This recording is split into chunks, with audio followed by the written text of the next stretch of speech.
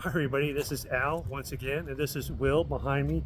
He's the owner of Coppertown Games. Actually, he's a co-owner with his brother Mike. And what we're getting ready to do is we're going to go into the store, which is up those stairs behind us, and into the store. It's got two parts to it. I think you're going to like it. We've got some pretty good stuff going on. We're going to show you what they have, and then we're going to have a little bit of interview with both Mike and Will. So as we go up these stairs here, it's going to become a little bit of it's a good thigh exercise, I'll tell you that. So it might have been a little bit unfortunate that I did legs yesterday, but you know what? It's just weakness leaving the body all the way around. So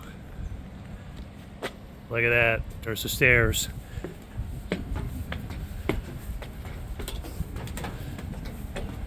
So it's not like we're climbing the Himalayas, but we are getting a pretty good little thigh workout. You know, and if I was half the man I used to be, I'd probably go ahead and do this another 4 or 5 times.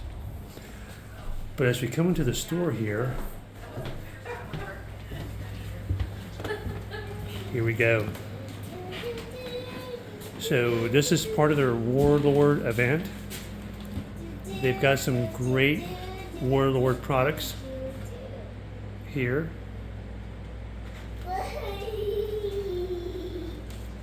And we'll go next door where we actually have a game room.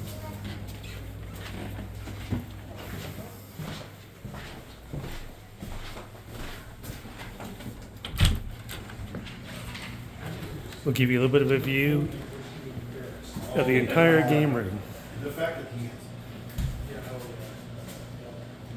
So there's Mike, and there's Jeff. Jeff in the green, Mike in the red. And let's take a quick look at the game boards that they have along with the entire game space. So Will, real quick, why don't you give us a little bit of a background on what you have going on over here in this particular space? Yes, this started as almost a fever dream idea between my brother and I, wanting to make space for our own wargaming hobby. So we formed a club, Coppertown Games. We formed it as a club just as an excuse to give ourselves space to do more wargaming, to build bigger terrain. And it has been successful enough to the point where it is now morphed into a proper game store with some retail supported by warlordgames, and the club space is now expanded. So we hope to be able to continue expanding, keep this rate of growth going. So we've, in less than a year, gone from a club to a retail store that is still operating a club. All right, well, you know what? Let's take a little bit closer view as to all these game boards here. And we just look at the work that's gone on to this. We'll also show you some of the miniatures that are available for everybody to come use as they play. Just look at these. Some U.S. forces right here, ton of U.S. guys. This is a massive collection, multiple armies. We're trying to go through and build lists for the new 3rd edition boltaction rules, which we are still figuring out, but so far we love everything that we've seen. And these are just for anybody to come use and play with, correct? That's correct. The stuff here in the club, we have club armies available, so people can come in and literally try out boltaction or try out Warhammer. Try it before you buy it, so to speak. But also, you know, the key is to generate interest in the hobby. Get people playing the game. And then look at these guys right here. These Japanese, what are they, Special Naval Landing Infantry? Yes, they are. And look at the basis on these guys. These awesome and what?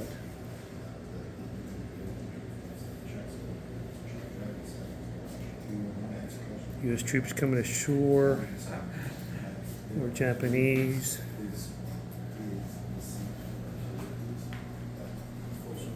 And then right here we have some of the new Warlord 3rd edition, German Fallschirmjägers and U.S. Winter Forces.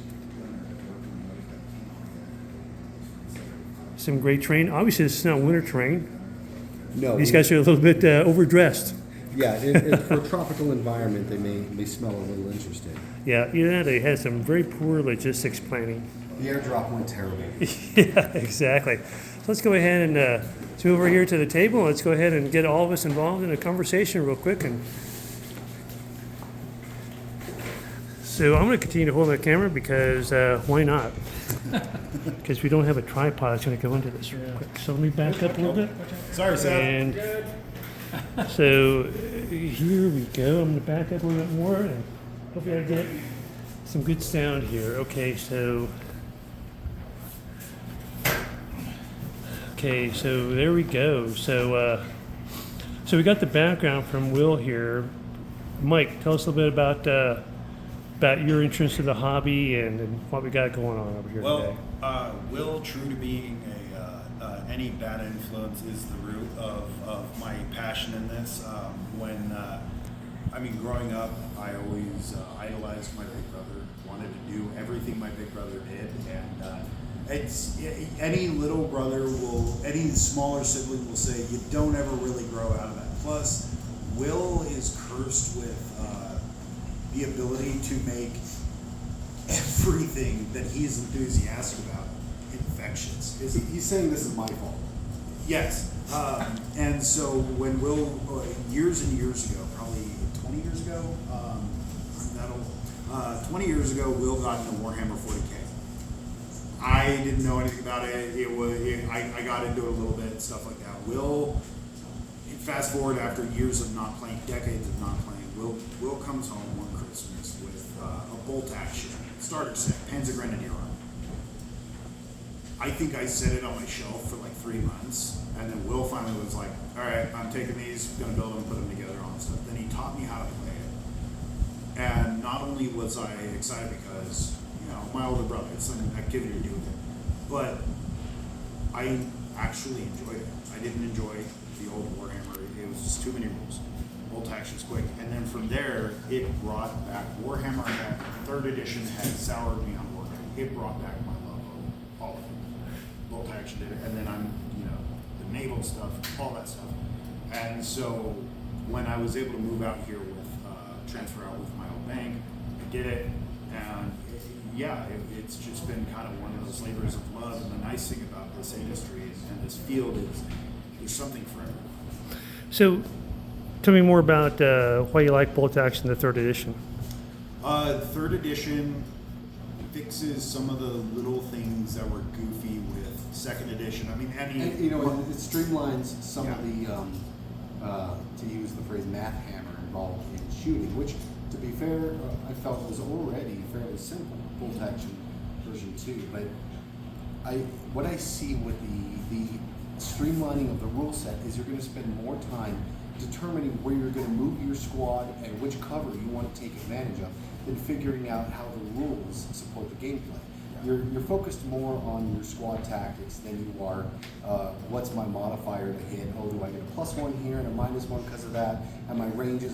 No, you're focused on the actual tactics of the game. Right. And so it frees up a little bit of mental capacity for that, and it's letting you play bigger games now. Yeah. This is very exciting. And the thing yeah. too, sorry to cut you out, the thing that I like about Bolt Action is that it's more affordable. It is more affordable. You can reasonably expect to field larger armies. You can actually reasonably do all the things that you want. Like if you want to build a Panzer Grenadier company, you can absolutely build a Panzer Grenadier company. I mean, God knows I'm most of the way there with just my German army, and it's just affordable. It's easy to do, and it's fun to do. If you're a student of history, it allows you to kind of go through and see the differences between the Japanese tactics and the American tactics. Best part is each army functions best using the actual tactics that they did. I mean, the Germans and the Americans, weight of fire. The Japanese are terrifying to face when they're charging at you. The Soviets, I don't want to talk about them because they just roll over you. Seth, I see you smiling. There's a lot. And yes, you can't throw enough dice at them to kill them all. The rule sets and army rules do adequately reflect the various tactical paradigms of the armies of the era. They do a really good job of that. where it may not be 100% accurate, it gets 80% there. And any sacrifice in that accuracy is lending itself to ease of gameplay. And so I think the balance is there. I think the flexibility is there, and also the excitement there's a whole new excitement to list that is immediately obvious, I think, to anyone who's already got their hands on the 3rd edition rulebook. And the new sculpts for the models. The new sculpts are fantastic. I've already put together and painted some Falchion behaviors, and they were a pleasure to do. I've heard the same from one of our club members who's done the American infantry. The new sculpts are very, very top quality. The one thing I've noticed from some of the new product that we received in the shop from Warlord is I'm seeing more little extras in boxes. There's more added value in the boxes than even previously, which I felt was already a good value. So I have to applaud Warlord for supporting their. Can you give me examples of some of that extra? Yeah, there's for example, additional order dice. There's order dice are not cheap, and I get it. You have to make money so you can afford to grow and expand your game, and order dice is one of those areas. However, now when you buy a squad of say specialist weapon teams, they'll add some order dice in there for you, so you don't have to go out and buy another pack of order dice for the 2 more units you've got. So little things like that are thoughtful in terms of thinking about the usability for the game. Those little things go a long ways towards generating some budget. And when you see other major gaming companies out of England who seem to be reducing what you get while still expanding the price, Warlord continues to be an exceptional value for what you get. So let me ask you this real quick. It's one question, but I wanted you to answer it from both 2 different points of view. One is as a hobbyist / player, and the other one is from a business owner point of view. And that is, what would you like to see Warlord do next? Okay, this is, I have my answer immediately. More alternative history. Alternative history is the future of wargaming. Because, wargaming out scenarios that we've already lived through and have studied, they're fascinating. They give you a personal perspective and understanding of these scenarios, but there's no new information. The what-if scenarios of history, gaming those scenarios out, is I think an area where both historians and gamers have the opportunity to explore sort of uncharted areas. Now, Warlord has already started doing this with their Operation Sea Lion campaign book, and they did a marvelous job. Here, we are working on our own homebrew supplement for a Japanese invasion of Oahu on December 8th. And it's because that these are the unexplored areas that it's given us an excitement, especially in terms of the actual hobby. Modeling 1940 and 1941 Honolulu and Oahu has been incredibly fun, and we've been working on that for almost a year. We've been working on the physical models for about a year. We initially conceived of the idea about 3.5 years ago.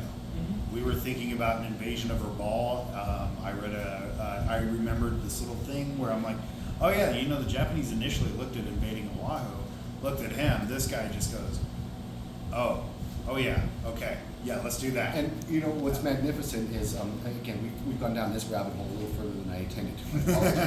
But just to brag on it a little bit, a lot of this information is out there. You can find Minoru Genda's, battle plans and stuff translated on the internet. So getting this information together was fun. My brother and I, who are amateur military historians, always armchair historians, we've had a lot of fun diving into this research. We are planning a trip to Oahu to continue research with archivists, archaeologists, and historians there on the ground in a few months. But the point is that the alternative history scenarios, this is the unexplored future of wargaming, has almost endless growth potential. I mean, any era, even eras where it's like the American War of Independence, you can have these fantastic armies, but it's really a one use. You don't really play games with that stuff outside of those scenarios.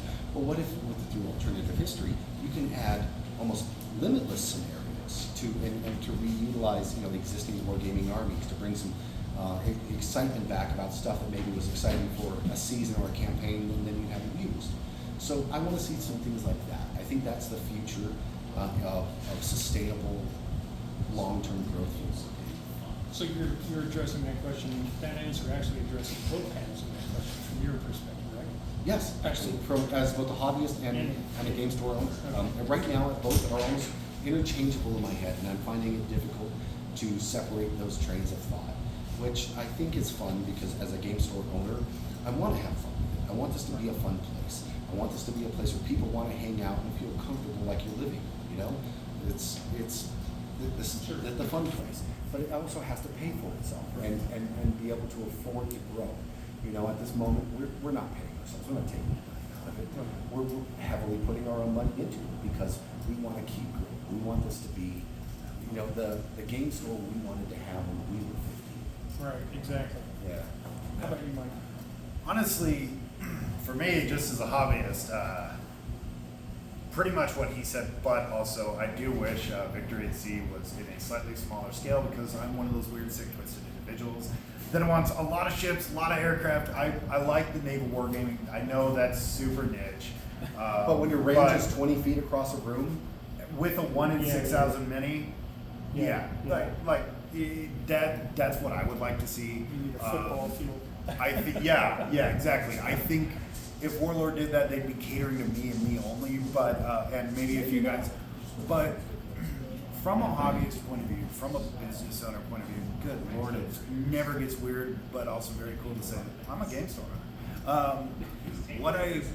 What I like to see is the same thing that I always strive for in every aspect of my life is community.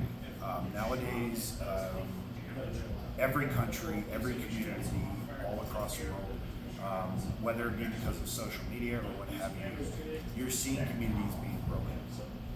I'm from a small town. Will and I are from a small area where the small town was broken. One of the biggest things which latched on to me here with Will is Will doesn't know how to not community build, and I saw an opportunity here to bring together people. Warlord, one of the reasons why Warlord's been fantastic is they have that community mindset too, and when they figured out what we were trying to do, and Will could be a hell of a salesman, but he means every word he says. Just community support, building that community. Wargaming is a great tool for education. It's a great therapy. It's there. I mean, I can't tell you how many times Will and I have come home stressed at work. What do? We don't crack open a beer. We work on plastic. Yeah. And so it's that community building plus it promotes connections between individuals. I mean, just the fact that you two that's a gentlemen, cool way to explore history. it is. Oh, yeah. And absolutely. it builds connections with folks like myself, who, you know, banker, with gentlemen like you two who've had very illustrious careers where if it weren't for wargaming, the four of us never would have crossed paths, never would have known each other. True. Now, I am very proud to have you two guys here as friends, as partners, building communities, and that's what drew us to you guys as well. As the minute I said the word community, I think it was one or both of you, probably both of you, who were just like, "Yep, that sounds good." It was like that's what we wanted. realized that first call when I was standing there in that hotel room in Phoenix when I was down there for training. We have the same goal. Would it be great to make $1 million doing this? Yeah. Oh, God, Yeah, I'm not going to turn it down. Is it going to be possible? Probably not. Well, maybe. Yeah, maybe. True. But at the Never end say of never. yeah. Hey, this is our retirement plan. Yeah. There you go. At the end of the day, what is Plus, even if I'm not rich when I retire, I'll still be open 20 days. absolutely, I'll have to come to a game store every Yeah, day. yeah. That's yeah, great. and just building that community not only guarantees our financial success and longevity, but it creates the next generation of us. Man, and it feels good. It You does. know, It it's- does. Everyone likes the feeling of doing something good, right? So, you know, we're chasing that feeling too. Sure. Gotcha. So, like, we'll wind up with two final questions. First final question is, I'd say if you want to pass on to people who are watching this, two things, and this is for, I'm going to go around for all three of you here. See, everybody see my finger here? Okay. I'm going to point to Jeff here first. What book would you recommend other people read? And this is going to be for all three of you. So Jeff, you first. Well, so first of all, I'm more a board wargamer than I am a miniature gamer, and that may change my answer from what the other gentleman said. But and I'm also an amateur military historian, just like they are. I have to say that probably Total War is one of the best books I've ever read on the Russian campaign. I mean, they go into detail, but they also manage to tell an interesting story. It's not all dull figures, the statistics and all that. There's some of that in there, but not a huge amount. And it's presented in such a way that it's easily absorbable by as the reader. And it just does a wonderful job of kind of describing what went on the Eastern Front from both perspectives. In the past, historically, we've seen a lot of German-oriented books, about how they were defending themselves against the Russian hordes. It was a crusade and all this stuff. And on the other hand, the Russians, with some justification, saying the exact opposite. It was a crusade, all right, to get rid of you Nazis. But the bottom line is that this book is pretty even-handed in its approach. And obviously Germany invaded Russia and is therefore wrong, historically speaking. The bottom line is it addresses the problems that they had to face militarily and the solutions that they found. To me, wargaming is not only a community event, it's also a wonderful opportunity for problem solving, to learn math, to learn geography, to learn critical thinking. And this book, I think, really accentuates those features. That's why I, as a wargamer, really like that book. Follow the finger, so Mike's next. I want to say The Last Stand of the Tin Can Sailors, because that is just it. Like I was telling Jeff earlier, it's the only history book I've ever read that brought me to tears.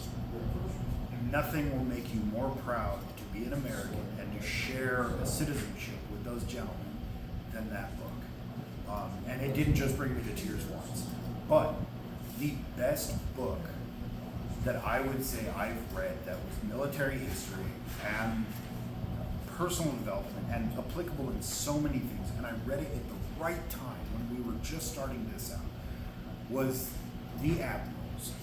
It is a biography all in one of four men: King, Admiral King, Leahy, Halsey, and Nimitz. And so it talked about those personalities, it talked about their mindsets. It talked a lot about they did this, then they did this, then they did this. But everything else, it said why they did this, the personality, it said all the people, things around them. The famous line of Admiral King is, when they're in trouble when they call for the sons of bitches. King didn't say that, but he straight up said he wished he had. Nimitz, who was told early in his career, A's hire A's and B's hire C's. And so Nimitz, Mark Mitcher would have been fired by anyone else early in the war, but then Nimitz said, no, we're not getting rid of Mitcher. The man wound up commanding Task Force 58, which was probably the strongest carrier force ever assembled by this country. Halsey made a lot of dumb mistakes, sailed into 2 typhoons. But Halsey, he steered off in the wrong direction in the Battle of the Philippine Sea, I believe it was. But who else could have gotten the men on the Enterprise to be that ready to run into battle right after Pearl Harbor? Leahy, really honestly, just the best advisor that could have been around FDR. And just learning about those men and listing those personality traits really was like, okay, these are men that I respect. These are men that shaped the world, not the country, not the Navy. They shaped the world. And how can I be more like them? Just in my everyday actions. And that, I think, you don't need to have an appreciation of military history, but if you don't, or if you do, that'll be a good book. But it's also just a good book to learn about these incredible men and what you can do to adapt some of their traits to yourself. And that, I think, is why it's probably the best book I've ever read. And finally, before you go on, let me remind you, Will, that it doesn't have to be a military history book. So It will. The problem is narrowing down which one. Right. yeah, Let me say first of all that my background is as an anthropologist. I view history through the lens of anthropology, and that's my bias. That said, I always loved the first person accounts. All the stuff written by Bob Leckie, Sid Phillips, all essentially required Marine Corps reading. However, discussing it earlier today, I was reminded there was a really good modern history, and sometimes going back with the modern analytics and revisiting old fights can be fascinating, and this is one of those, the Tank Killers, and follows a guy who was in a tank destroyer and got one of the Pershings. In fact, there's video footage on YouTube famously knocking out a Panther in Auckland.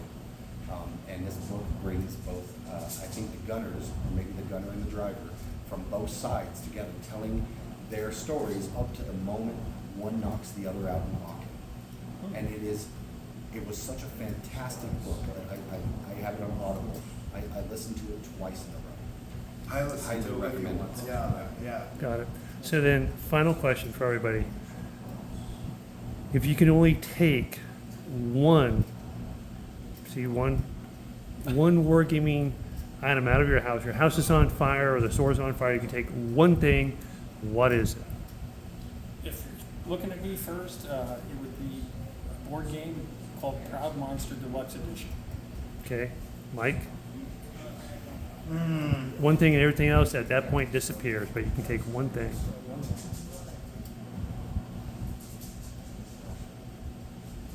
Boltaction. Yeah, I gotta say it. That's the one I'm more familiar with. Yeah. What about what from Bolt Action? Oh, I like my Germans. I like my Germans from Boltaction. Which Germans? The late war, definitely. I cannot ever bring myself to ever field a unit of SS. That's a line I won't cross. But yeah, no, the late war Panzer Grenadiers from Boltaction. And you? Archie? Going back to being an old school nerd here, but it'll be my original edition red box AD&D Raven. And there we go. We Yeah. also Yeah. have Right. that somewhere. Yeah. It is here in this room with us today. Is it? Yes, it is. Yep. So, anyways, everybody, that's our interview here with the guys over at Coppertown Games. Now, real quick, tell us exactly where you guys are located here, in case people want to come over here and We're visit. at the old Jerome High School, located off of Highway 89A in Jerome, Arizona. We are in Jerome proper, but the old high school is the largest building out on the knoll between Jerome, looking out towards Sedona. So come check us out. We don't have a lot of exterior signage because the building is historic in a historic town. So that can make us a little interesting to find, but I guarantee you we're here. And if you message our social media and Google, I will absolutely reach back to you as soon as possible. For any of you that see us that did try, we were locked out of our Facebook for quite a while. I just fixed that, and I've been doing my best to get a hold of all of you again. Forgive us for that. We are terrible at remembering passwords, and I'm embarrassed to say that that's what it was.